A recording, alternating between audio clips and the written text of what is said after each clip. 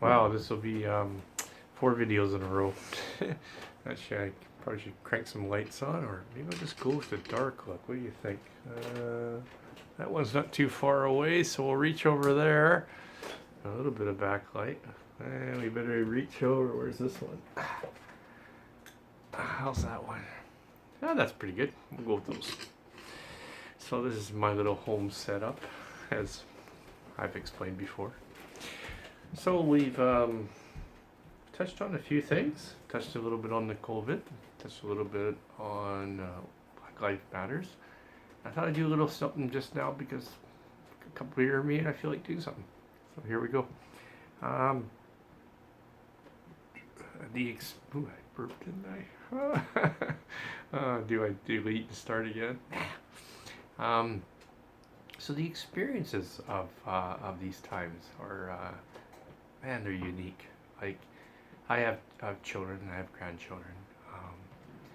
I have, like most people in life, I have things going on there that are like, some of them are great and some of them are like really sad and awful, and I can't go, and they live on the island. All my children live on the island, so do all my grandchildren. So I can't go over there and give them a hug or visit them or whatever. We're looking at something soon now. That was, we've opened up a little bit too, so hopefully maybe next week or the week after. Before I'm back working, hopefully work comes back. It's just, it's peculiar times. It's, like, okay, so what happens when the money, or, the government's helped me to at least pay my bills so I didn't go on the street, which is good. But, it's less than what I made, and 3 jobs gone. Of course, it's less than I made. But, I'm lucky I have a tight build already, so because I live a meager life and there's nowhere to spend dollars anywhere, so my money could go further. I mean, I think my gas in the last 3 months in my car, I think I've only put 1 tank in. So I don't waste it. I do a lot of bike riding. I put a lot of plastic bags back, which is funny. So you can go to like the liquor store. One of those guys is probably drinking more than he ever has because there's nothing else to do. I live by myself. So I go there and I put them on my handlebars and I ride the bike home, very carefully. And I know how many cans I need to fill the bottom of the bags, because if you don't know that, they crash around, they're all shaky when you get home, or they break and you got leaky stuff. And if you give them too many, they'll literally pile stuff on top. The first couple times I went there, they didn't even have bags because they had stopped carrying them. But so that was really awkward. I was like, well, I can't take them in a paper bag or whatever. So, I literally had to leave them there. I already paid for them. And go home, get my car, and come down and pick them up. Sad, I know, but gotta have beer in the house. It's like comfort food. It's like if I open the fridge and I see there's some there, I'm like, oh, okay, I'll get through. I have a depressing, boring, sad moment. I'm all alone, nothing to do. I don't have a partner, so I don't have someone to cuddle and sleep with. And what's your movie with? It's me and my beer. So that's why I said I can't call myself 2 beer Dan right now. 2 beer Dan was pretty fair because that's probably what I average over the course of a week before, because I work, all these jobs, and maybe I have one when I get home and fall asleep. So maybe on the weekend I had a couple more. So the number was about right. Not anymore. So my gas money is now going into liquor money. But it's probably still a better deal. What else? It's so socializing, obviously hard. No restaurants. Laundry. Do you know what nobody thought about when the laundromats were closed? All the single people in the world out there, or even couples that didn't have, were renting. Everyone that didn't have a washing and dryer had no way of cleaning their clothes. Think about that. We're talking bed sheets, we're talking towels, we're talking the clothes they wear, underwear. It became really awkward.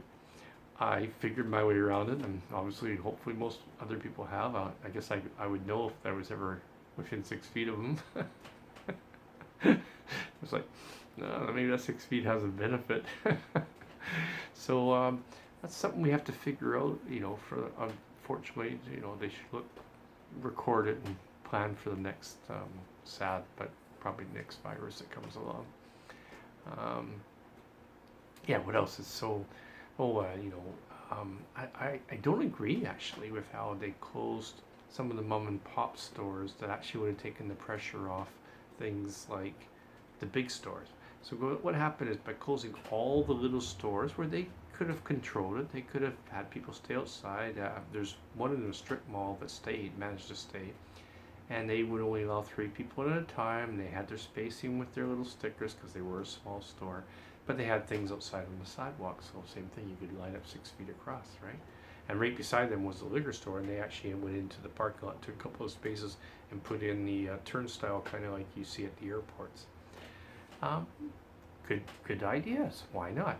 So that one stayed open, but a lot of the other mom and pops were pressured to close. And I don't get it, because what happened is that those people that lived near them, retired people, whatever, maybe they had the money and they could afford to pay the little bit extra plus the convenience of it, especially during this time when they didn't want to be around a lot of people.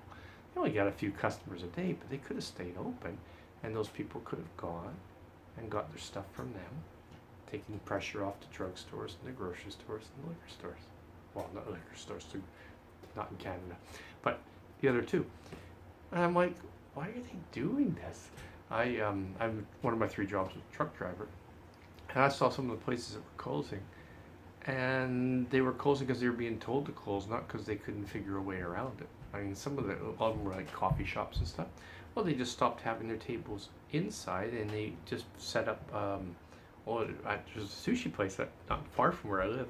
They set up, the table at the door, so you couldn't come in the door, but you could come up to the door, you could place your order, you could pay for it, or you could just do pickup if you'd phoned it in already, and then you'd go off into the parking lot, off into your car, and then when you figured it was ready, you come and check, and the guy would go, yeah, your order's ready, do your transaction at the door.